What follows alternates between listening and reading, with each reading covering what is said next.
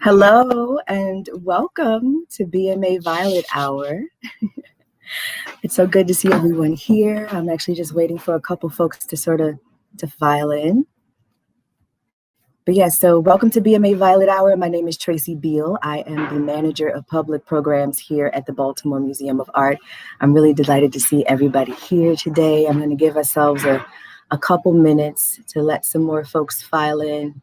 For those of you that are here right now, I'm a little curious to find out if you've watched any of our programming here on Facebook or across social media recently, if you've watched any of our online programming or not. So just let us know in the comments, and we'd like to hear from you. All right, we're getting a couple people in. Yeah. We got a couple folks, so I'll get started just to make sure that we have time for our awesome guests to say everything that they need to say today. But first, I'm going to start off just telling you a little bit about BMA Violet Hour. The BMA's education department developed BMA Violet Hour in response to COVID, because obviously we can't, gather like we used to in public spaces. So we've taken to a virtual space for a lot of our programming. And Violet Hour happens every other Wednesday at 6 p.m. across either Facebook or Instagram, depends on what the program is. So you have to follow us on social media to keep up with where we land. And we often feature artists that are both local as well as national. We feature interactive activities as well as artist takeovers, you name it. And all of this we do keeping in line with our 2020 Vision Initiative. And that is the celebration of female identifying artists. And we're celebrating those artists through our exhibitions, through programming, as well as acquisitions throughout the year of 2020. So thank you so much for joining us. And today we have a really dynamic artist, or several really dynamic artists.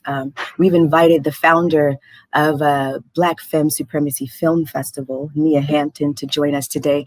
She's going to do a takeover of our live Facebook page. We're very excited. She is a Baltimore native. She's certified West Side, as she likes to call herself. She is really phenomenal. But first, I'll tell you a little bit about her. She's a multidisciplinary artist. She's also an internationally published writer. She founded the Black Femme Supremacy Film Festival back in 2018 when she had her very first solo show that was called Drapetomania. Drapetomania, The Strong Urge to Escape was the name of her very first solo show. And during that time is when she launched the Black Femme Supremacy Film Festival. She found that she was consistently finding community among Black femme filmmakers anywhere that she traveled in the world. And so that also led her to launch this festival. And like I told you, she's an internationally published writer. You can find her work. She's written for Dazed. She's written for Vice. She's written for Paste Magazine, LA Weekly, The Village Voice, as well as Artostraddle. So she, as you can tell, she is a very dynamic. And the Black Femme Supremacy Film Festival is going to get started in September 4th, actually. And I'll let Nia tell you a little bit more about that.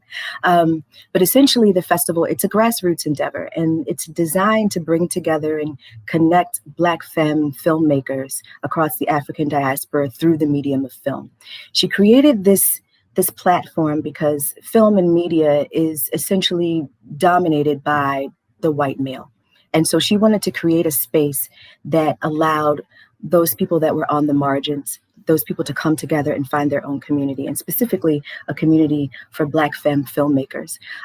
Nia Hampton and her team, they're re-envisioning the idea of the Black femme as a global protagonist and universal archetype among film.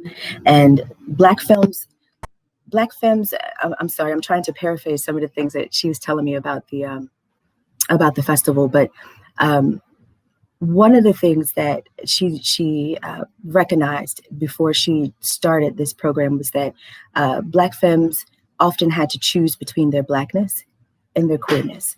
And so the Black Femme Supremacy Film Festival is a place that celebrates both. There is no choosing.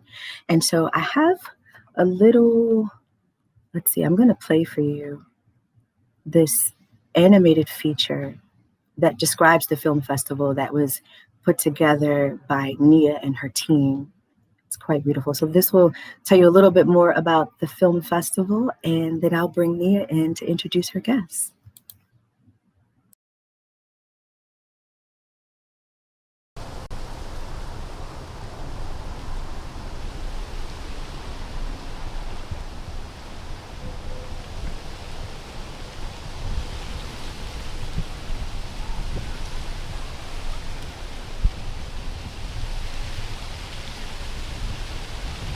I want to build something greater than myself.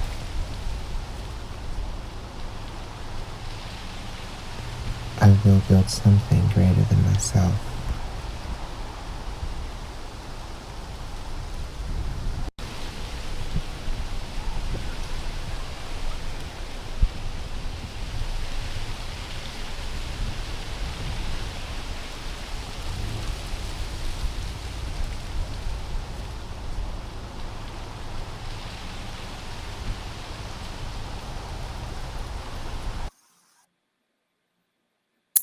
Hi, everyone. I'm Nia Hampton. I was enjoying that trailer myself. Shout out to Joy, who started out as a volunteer with us, and now she's going to be a featured filmmaker in our festival this year, which is happening Labor Day weekend.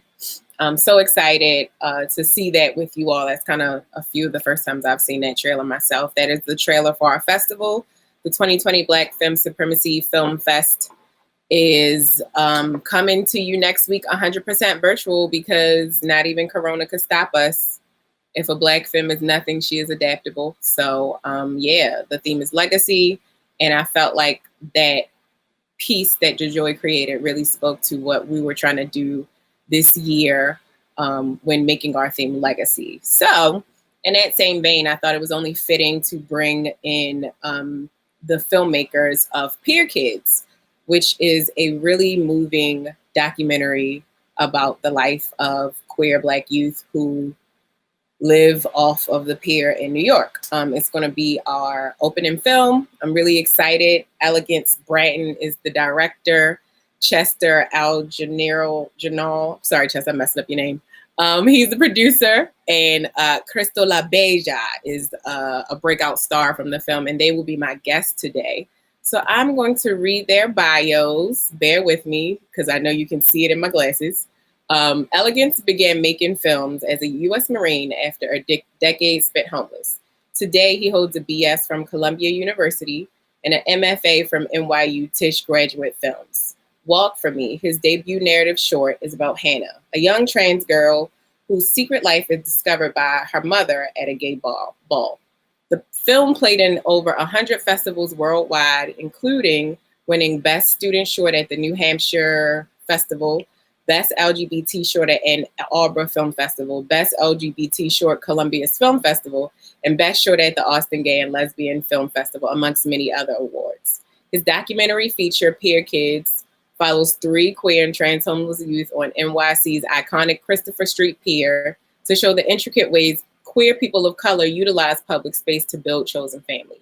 With Pier Kids, Elegance is the winner of Best Documentary Feature for A Glyph, Emerging Talent for Outfest 2019 Documentary Feature, and honorable mention at the New Orleans Film Festival.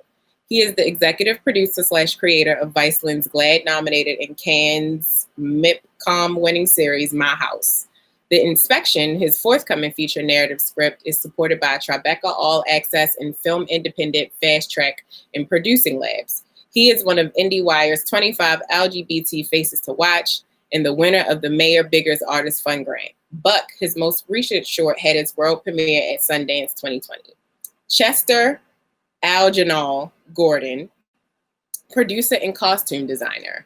In 2019, Jordan became the first gender non-binary African-American costume designer to compete in competition at Cannes Film Festival with Port Authority.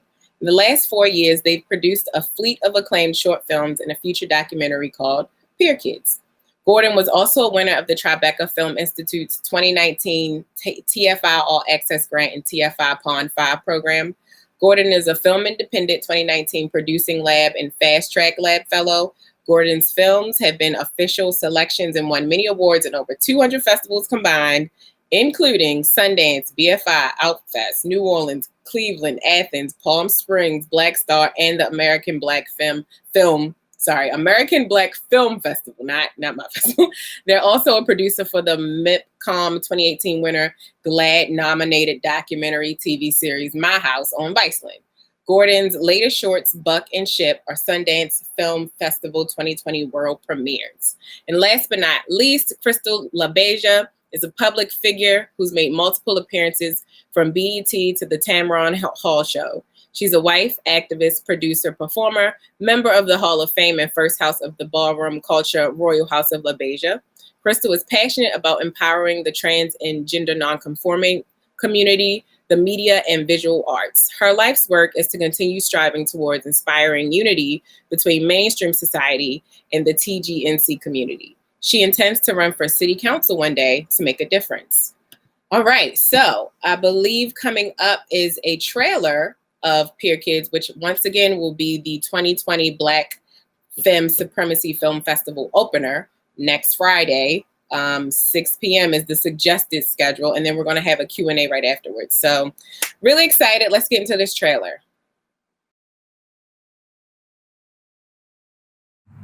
It's another world inside a world. Homeless youth come to this area because this is what we know as safe zone. Gay shit, you know, we out here all day gay shit. This is where we socialize, we mix and mango. By the summer, I'm definitely going to be in housing. I can feel it. The police make it seem like they're gonna stop prostitution. And they homeless, so they turn into this lifestyle. Officer, you want to search me? They just don't like it. Ma, all I'm asking you to do is just see me. That's it. I don't know her as Krista. This is my nephew. What's wrong with taking this lifestyle, setting it outside your mother's door? I'm tired of doing that. We walk with our heads up.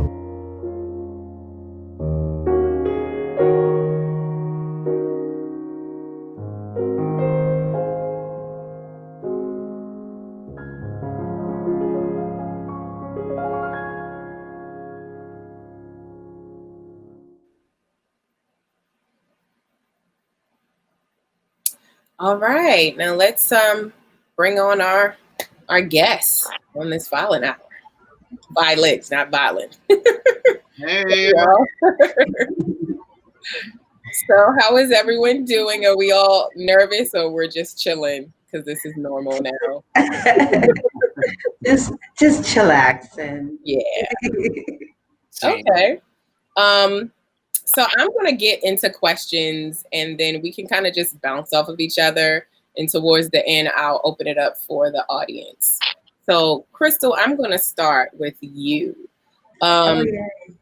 By now, I'm hoping folks have seen this film because it has been, on a Beyonce-like tour of the festivals. She's been everywhere. If you haven't seen her yet, you got plenty of opportunities because she's just snagging all of the awards if you didn't hear that already when I read the bios.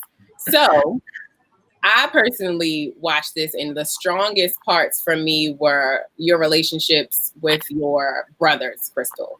My question for you, my first question is, can you just speak more about how you all kind of came to be in that they're generally loving, obviously not perfect, but a lot more willing to hold space for you than your mom is or was.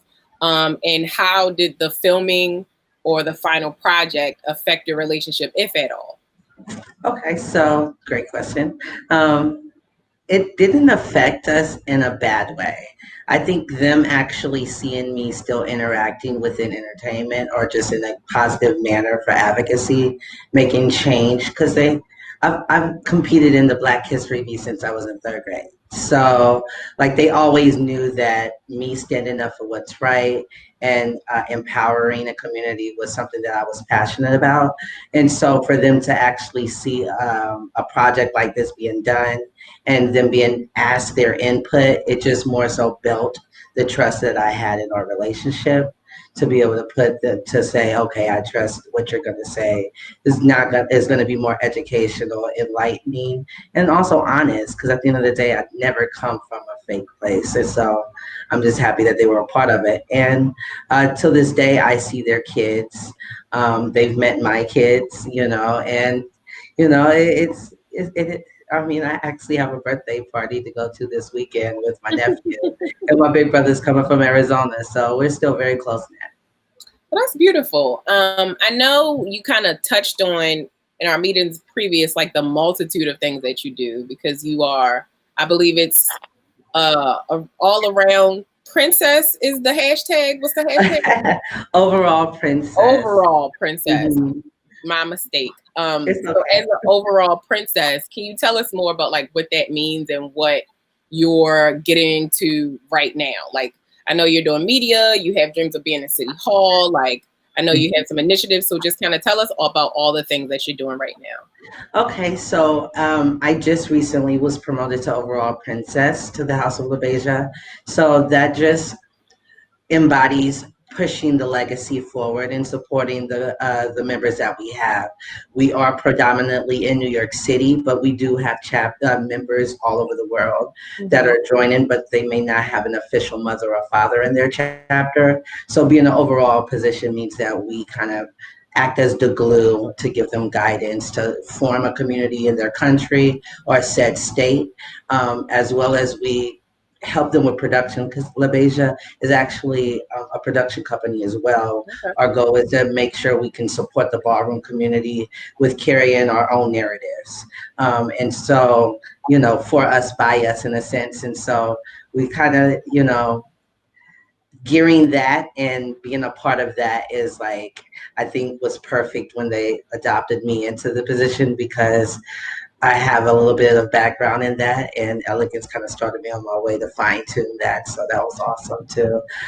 When it comes to advocacy, which leads me to why I formulated GHTV, which is Gatherers and Hunters Television. It's more so a platform to show, not just to shine a light on trans who are protesting through lived life, because you know our life is a living protest. And so I just want to give their women their roses while they're alive, versus waiting to give them a vigil and stuff. So if I could create content that is honest to them, but also shows the world that they're no different, and they're also they're achieving great aptitudes without support and with in facing all discrimination, I think it'll just soften the blows we face on a daily basis. So that's what GHTV is there for. There are things such as the Krystal LaBeija ball that I'm doing this coming, I want to say 2021, if COVID is handled. It's to build a monument. The first ball is to build a monument on behalf of Krystal LaBeija. And we're going to do a crowdfunding during the holidays if they're interested in donating for that. But we want to put a monument because Marsha P. and Sylvia Rivera got theirs. And we feel like Krystal LaBeija, which predates the Stonewall by 2 years, should have a monument, you know. And so they bypassed the woman who still has a legacy that still is on legendary Pose and all of that, but we don't have a monument to signify her relevance. So that's something that I think as a LaBeija, with my new position, I want to really make steps to doing. So we're going to do that with the Krystal LaBeija Ball. Any following year, we're going to have a scholarship that's given to at least one trans that's trying to aspire to do something great. And then another project is the initiative. That's for all the rural, because I come from Kansas City, the Bible Belt. So if it wasn't for me being savvy and knowing about systematic and performing my talents, how to use that to navigate America in a sense, greyhounding everywhere, I wouldn't have been able to make it to New York City to transition with medical care and with proper medical care instead of going the black market way. So I want to be able to provide tiny house communities that are self-sustaining and like rural areas so that they can have those who can't get to like the LGBT capitals like Atlanta, Florida, California, and New York, they can actually still go to spaces and to feel safe and affirmed. Wow, Krystal, that is a lot that you are taking on, and we are so thankful for your vision. How can we support you? Can you let folks know where to follow you, or, you know, just where we can possibly get funds if we want to? Most definitely. Well, I'm on, you can go to Krystal LaBeija on all platforms, Instagram at Krystal LaBeija. If you go to Facebook, it's Facebook.com/Krystal LaBeija.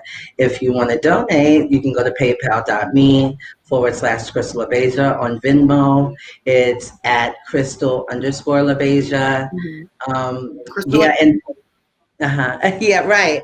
And then with a K, not with a C. And then there's, I'm gonna, by the end of this week, theinitiative.com will be for the tiny house initiative for the rural areas, as well as Krystal LaBeija Ball will also be live this summer. It won't be nothing fantastic, but it'll let you know whether you're in the right place to make a donation. Awesome. Thank you, Krystal. I'm going to switch gears slightly, put Elegance on the spotlight. I had one question. I want to ask a second question, but I'm also like, if people didn't see the documentary, I don't want to like give things away, but also at this point, you know, how haven't you seen it yet? It's been everywhere. But so if I spoil it, that's on you. So I guess my question is, because this documentary is 8 years of live filming and then however many years of pre-production and just, you know, the marathon that documentary making is. And I guess my question for you is, how would you describe ethical filmmaking when in which you are attempting to be, you know, an equal and not othering your participant? How would you describe that in one word? I'll do 2 words. Can I do 2 words? You can do a phrase. I'll say radical empathy. Okay. I think it's important for me with this film, it's important to make the audience into a Pier Kid, to place them within the skin of oppression, and to be on, and in doing so, to be on the side of those who were gracious enough to open up their lives to tell their story. Obviously, Krystal is, you know, the biggest story that the film tells, but there's a lot of people in this film whose voices really don't get a chance to be heard very often. Mm-hmm. And I think the way that we were able to achieve something that's more equitable than the history of this medium suggests is through what I call radical empathy. Like, you know, at the end of the day, like Krystal challenged me at the very beginning of production. She said, Elegance, you can't tell my story unless you're my friend. Yeah. And I think, and I use that challenge as a way to orient the aesthetics of the film so that it is a first person point of view. It is, you're being dropped into a lifestyle and a situation that, you know, 2 million, you know, half of America's homeless are LGBTQ youth. Mm-hmm. Half of them are people of color, Black and Latino primarily. Mm-hmm. So by placing the viewer into the skin of that experience, it is implicitly about saying, now that you feel it, you know, love better, do better by us. You're one of us now. And I think that wouldn't be possible without radical empathy. Nice. From the reception of the audience, do you feel like you were successful in that intention?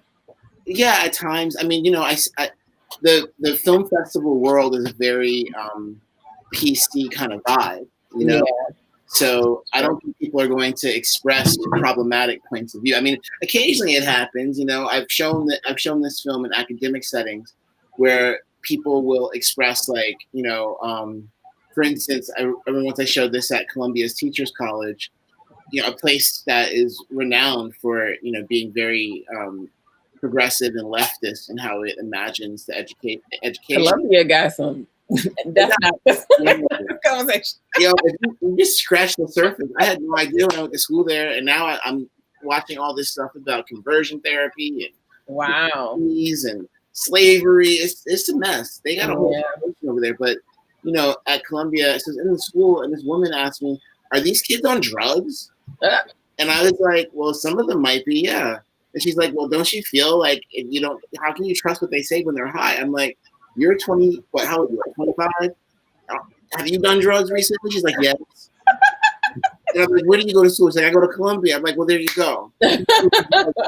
Should be listened to. You know? Who's not on drugs? First of all, every prescription we take is a drug. You like it? So, Krystal, how did you feel being or allowing Elegance to become your friend over 8 years with a camera in your face all the time? Well, the funny thing was when we met at the pier, it was more so I just started going to the pier. I moved here in July. I think we met like 2 months later. And so I would go there to play spades and bring food because I love cooking. So I can't cook for one person, so I just bring a lot of food. And that was my pastime before karaoke at Boots and Saddles on Christopher Street as well. And so that's what I was known for. But then I seen Elegance walking around with the camera. And my first thing was, okay, they're not in the right mind state, or they're not, they don't even know what this could be, or what's this a part of, and they're just talking and just talking. So the first thing I pulled to the side and I said, "What is this for?" He said, "I'm a Columbia student." I said, "Okay, and what is your purpose? What is your purpose? Like I don't know what your intentions is. This is my family. They may not need to be on camera." And so for me, when I seen his authenticity and like his good intentions, and that he was in fact a beer kid, it was more so like, okay, well, this lets me know that what people tell me, because even within our community, people say don't get caught up on the pier, don't become one of those pier bums or something like that. And so like it has a connotation. You can't be there for too long. Now you can go there to hang out after a party and stuff, but you can't be there too long. If you're out there 5 days out of the week and you're just out there till 5 a.m., then now you're technically crossing over into Beelzebub, and you've been influenced by the activity. So it still has that gloominess. And so for him to come and have that type of conversation and have his mindset, to me, I felt like it went against the grain, and you felt comfortable enough with your education to still be amongst everyone. So that I felt trust. I was able to, we were like cut from the same cloth. Like I felt like, okay, no problem. We feel secure enough to still hang with our friends and not feel shamed for wanting to have good relationships and never leave people behind. Because now I still check in on them if I don't live there. I still go back to check in. That's my way of saying, okay, if you don't have housing, at least I know you're okay. Well, that's beautiful. That's a beautiful story. I'm thinking about what you said, and I'm paraphrasing. You said something to the effect of they may not need to be on camera, which makes me think of, I think in 2020, we've reached a really interesting place in Black media and representation, and, the over-representation, or like, is representation empty, and does it mean material changes? And, some days we feel like yes, and other days we feel like nothing has changed.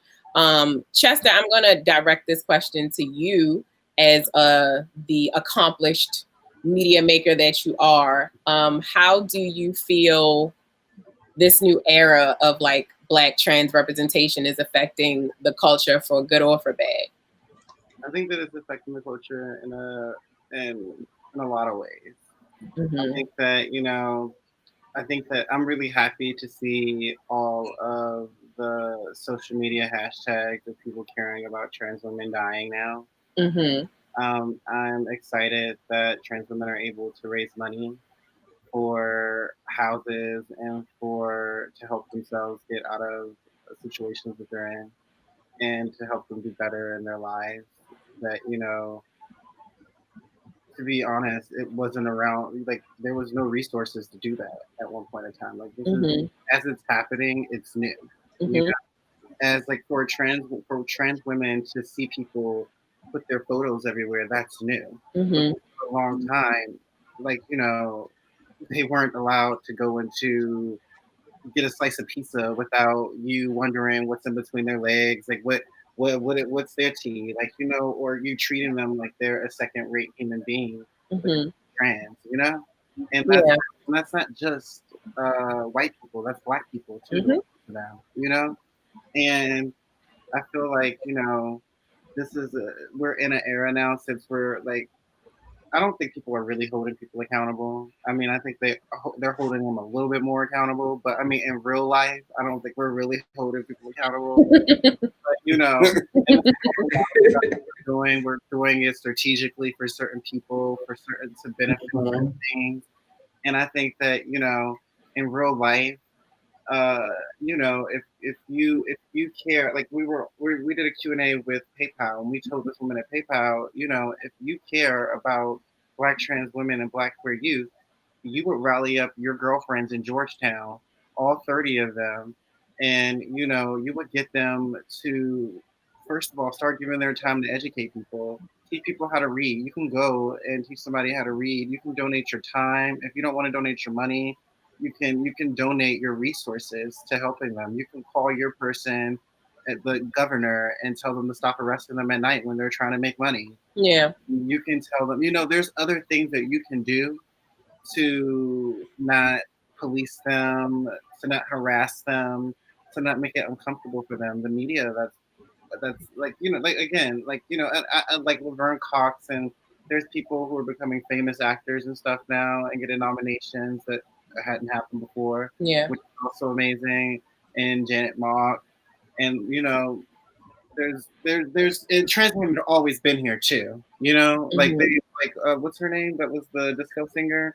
I mean, there's Sylvester, and there's also Amanda Lear, and there's trans women who you don't know, who like in our history, like Dorian Corey is a trans woman, but Dorian Corey, because she grew up where you didn't call a trans woman a trans woman and it was a drag queen, it's just, yeah.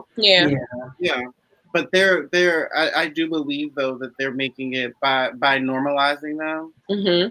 It's helping essentially them, and it helps everyone else under the LGBTQIA umbrella. Yeah. And also the world at large, right? Because trans rights is housing rights, is women's health rights, is education rights. Like we know that you can't affect the lives of people here without affecting the lives of people there. Exactly. So we definitely have to start seeing each other as parts of a whole. So I guess I'm gonna switch gears a little bit and ask, what, as a producer, that's a very unique position in the filmmaking world where I like to think of producers as like midwives to directors. How was the experience for you producing a documentary about essentially transients? Yeah. Right? Like documentaries about like tracking someone's life over years, and you're kind of conflicted because these folks are not necessarily going to be here tomorrow. So like, how does that play out as a producer? Not necessarily the director who can only see, the dream, but as a producer who kind of has to have your feet on the ground. How was your experience being this person for Elegance for like however many long years? Yeah. I think that it's holding Elegance accountable for everything that he shoots, and it's like talking him through it too, and what was exposed and what wasn't exposed, because there's a lot of footage that no one will ever see, that they don't need to see necessarily. Yeah. I feel like what's in the movie is like it's supposed to be in the movie, and I think that like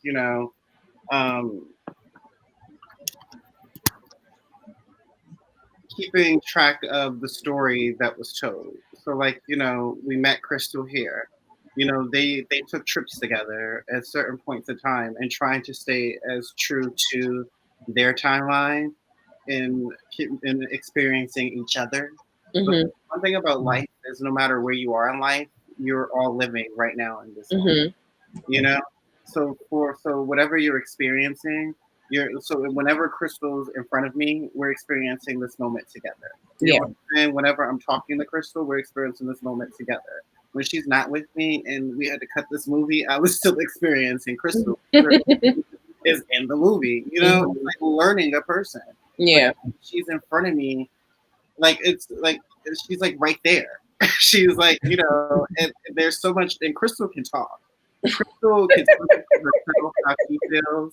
So you said Krystal gave y'all enough subject matter for 15 years. It didn't matter. No, because it's like Krystal, she was clear about her intentions too. Mm-hmm. You get what I'm saying? Yeah. About your intentions, I think, when you're making art together, because it's essentially it's art. It's showing how we're living and what we're experiencing right now and what we need change and how we need it to be changed, and the beautiful things, the ugly things, but nonetheless, our lives.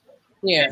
I think that, just staying on track and not exploiting anything, not like, just like, yeah. Ways, and make it like, again, making sure that you're immersed as a Pier Kid. Like you're seeing this world as Krystal sees this world. You're seeing this world through how Deshawn's seeing this world. You're seeing this world through, you know, Casper's short time in seeing the world. Like you're gauged through that point of view, and you're seeing. Yeah, that makes sense, and that is a great segue. And I mean, Elegance moved, but I guess you can answer this too. But I know for me, in listening to you now, I'm assuming Casper's short period in the film is obviously intentional. But can you speak more about like any tension around that decision to kind of literally kind of have him in and out? Question, I got it. What's the question, Lisa? So Casper's appearance was very short. Yeah. And listening to Chester talk about, you know, kind of creating that immersive experiences, I'm beginning to understand that it was probably intentional and that you want us to kind of feel as, you know, abruptly pulled away. I do want to know, was there any tension from any folks when it came to the editing and kind of like, were people like, we want to know more about Casper? I just know I felt personally like, what? Like, so more about the decision making for that. Well, it was hard. A little incomplete for me, but I understand that's a choice too. Yeah, it was hard for me as well because, you know, like you said earlier in your earlier question, you know, transience is a thing that we had to navigate both on a creative and a producerial level, right? Yeah. Where are people going to be? How do we get in contact with people? And I met Casper, and then on another level, as a, you know, producing a film for myself, it was like when Krystal said you have to be my friend, I made a commitment to living the life when I had this camera. Whenever I had this camera, it was not about let me go here for an hour, film you, do a thing, and then it's like I'm gonna be here all night, and just like you're gonna be here all night. And even if whoever I'm with decides to get bored with what I'm doing, or they get distracted, or they have another more pressing matter to attend to than being on camera for me, then the camera, every time I take it out with someone, the camera is a Pier Kid that night. Right. So on one of those nights where things went totally unexpected, Casper appeared. And I did not, when I met him the first time, I didn't anticipate him being in the film in the way that he was. Yeah. And then the second time I met him, that was what you saw. And the third time I met him, he was in a casket. Wow.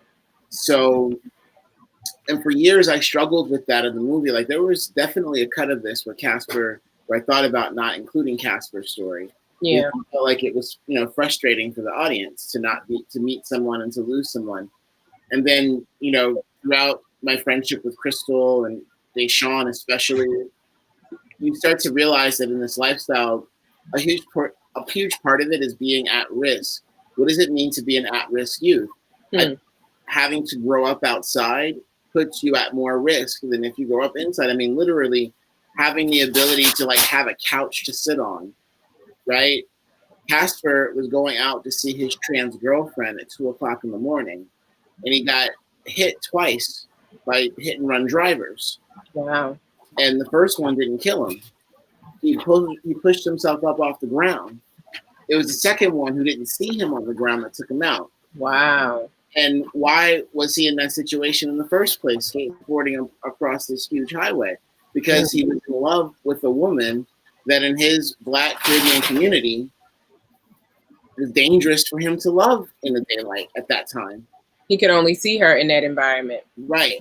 You know, it was safest for both of them to meet at that time. And so, you know, so like at the end of the day, it's like I feel like I wanted to tell the truth of what it's like to be a Pier Kid, to meet someone, to identify with him, to reveal something so deep. Like he even, in a way, predicts his own death, right? And then to lose that person as soon as you meet them, and to have to take that time that you've had with that person and make it mean something.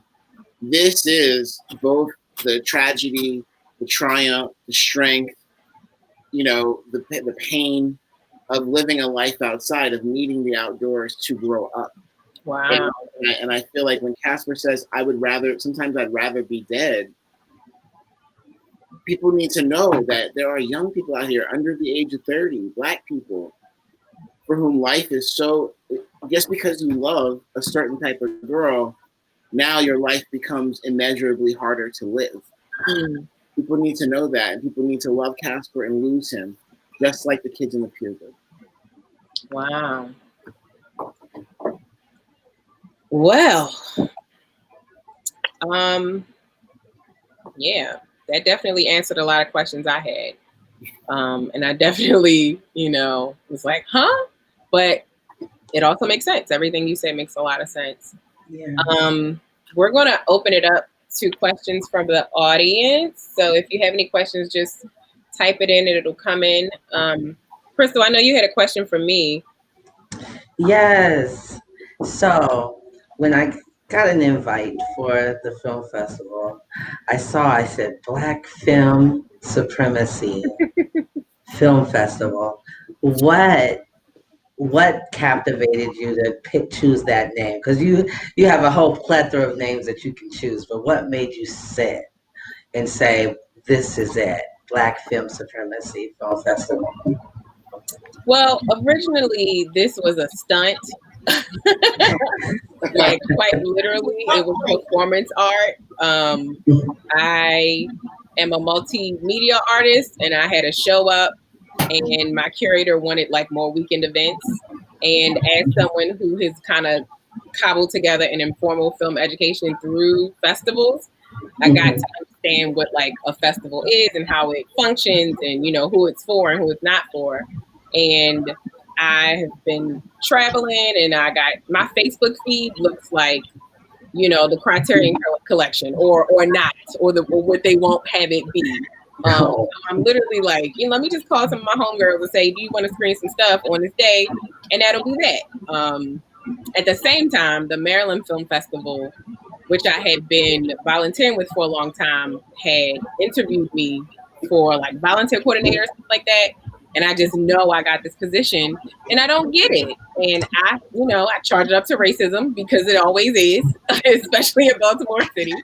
And at the same time, I realized that I have my own festival, even though in my mind it's like just a one-off event to do for my show. I'm like, oh, this could be a thing. How about I call it Black Femme Supremacy? Because I don't live in a world where Black femmes are the supreme. Obviously, we have to do what we can to make ourselves feel empowered. We know we run this, and everyone else secretly knows they couldn't function without us. But in my mind, I'm like, what if there was a festival? And also, as a person who goes to the festivals, I'm always just, I'm tired of a lot of the things that I see, which is another reason why I really enjoy Pier Kids and seeing your story, Krystal, because specifically Black Femme Supremacy is about either films made by Black femmes, and we include gender nonconforming folks, essentially non-men and Black people. But we have been getting a lot of submissions about the story of trans women, and they're always light-skinned. They're always racially ambiguous. It's like, it's such a 2020 is such an interesting time to be alive and watching TV. Because it ain't one thing, it's another. So it's like, okay, she's trans, but she's Puerto Rican, and it's just like, that's it. Like, I was like, and it's so funny. Me and my program, I have jokes because like every year there's a new thing that we can't take any more of.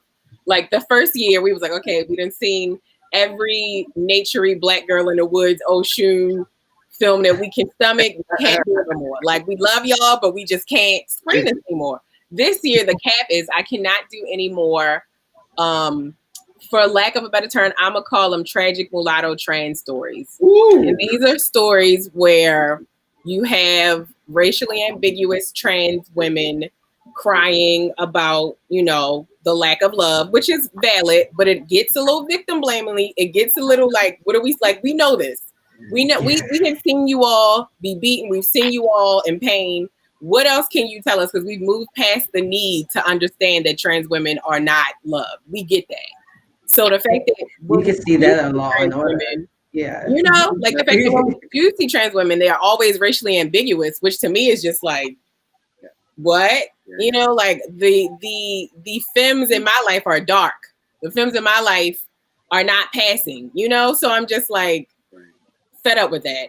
So Black Femme Supremacy is very much like very specific to what I wanted to see when I go to festivals. And also low-key a spell. Like I like when people say it out loud. I like to see who won't say it.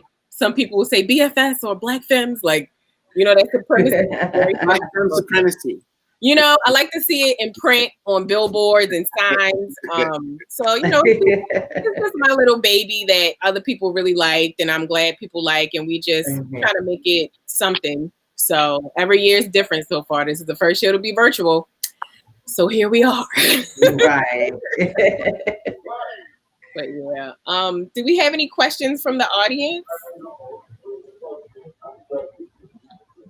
Or any other questions from you all? I just wanted to kind of chime in on your point about the racially ambiguous trans thing that is so well worn at this point.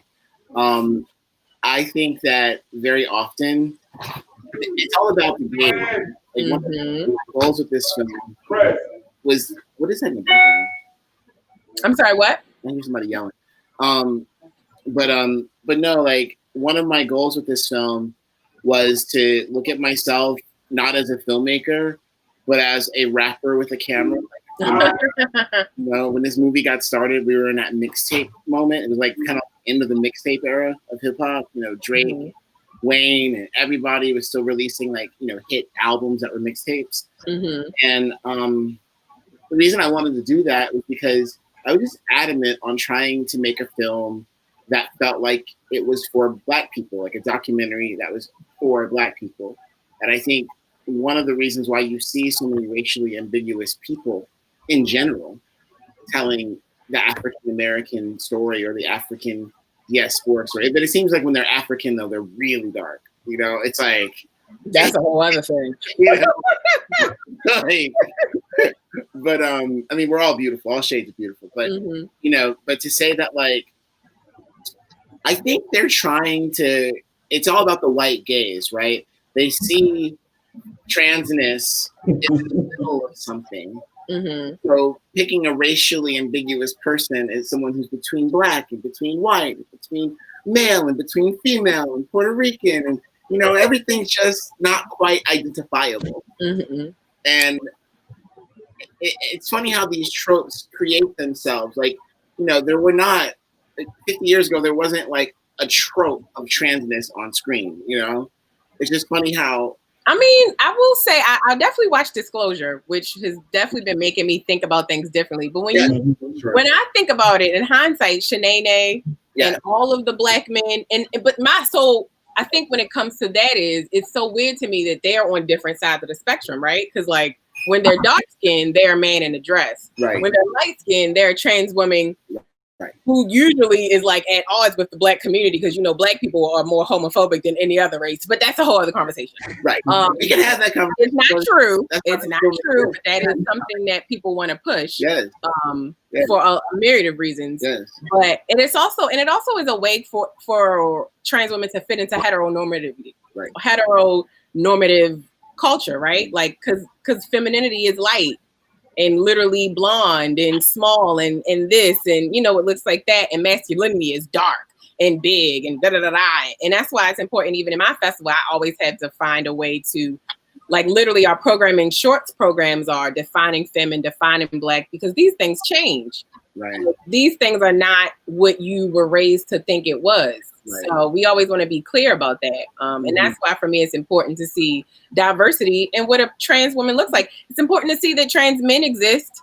We don't give them half as much time as they do. And I think that's about femininity being consumable at the end of the day, which is another conversation. Anyway. And let's not forget the whole people of color term, the whole PLC. That's just to take away the steam that focuses on the Black. You'll find more organizations use that term to say it's more inclusive because we're a melting pot, but it just eliminates the purpose for meeting the needs to the Black. This is true. All right, we have two questions. The first one is, forgive me if I say this wrong, Helenesia Brown. Can you talk a bit about the need to both censor and protect the kids represented in the film? And this is for anyone. I'll start. I'd love to hear what you have to say about it, though, Krystal, because you are such a protector. But I think for me, it's all about. First of all, making a movie like this after 9/11, right? This is the first decade after 9/11, and we're after the first decade. This is the second decade after 9/11, right? We're in the middle of when this movie starts. Yeah. And with that in mind, my cat is so annoying. He's so irritating. But no, like it was illegal in New York after 9/11 for more than two people to congregate on any street corner. Wow. Because for fear that the next terrorist attack would come out of this type of grouping. So imagine for homeless queer youth who go to Christopher Street, the whole purpose is to go out to the street and hang out with your friends. Yeah. So right off the bat, by virtue of being Black and brown in this space, I call it temporal segregation. It's time-based. It's not necessarily about your skin color, like during business hours, right? Yeah. It's about your money, right? But when the sun goes down, then it's about your skin color. If you're Black in this space, you're here to diminish the property value. All of this is happening within a space of gentrification. So in terms of censoring the kids, I felt like the way to protect them was to always make sure that was centered as well. So if you see a person engaging in something that's illegal, right, whether that's sex work or drugs or what have you, we have to understand that the way we perceive those things as negative has to do with the fact that there's a gentrifying larger entity in play that has defined Black people in public space as a nuisance, period, regardless of what you're doing. So it does not matter if you're like a good Black citizen, a bad Black citizen, whatever the hell that means. Once you're in that space with this skin tone, now the cops know that you are supposed to be stopped, let alone if you're there with other people. Yeah. Right? So in that regard, it comes down to, this is a film that is about reveling in agency and choices. So I look at every choice that someone makes in this situation as a triumph in and of itself, regardless as to whether or not that choice leads them out of homelessness or leads them into a tougher condition. As long as you're able to survive, the choices that you've made have accumulated to you surviving to the next night, then you're winning. Yeah. So trying to kind of keep a focus on the idea that gentrification means ethnic cleansing, right? That's what it means. It doesn't say that, but that's what it means. People of a certain group devalue property by their mere presence, right? Keeping track of that, but then also keeping track of the fact that every choice these people make under those conditions is a triumph.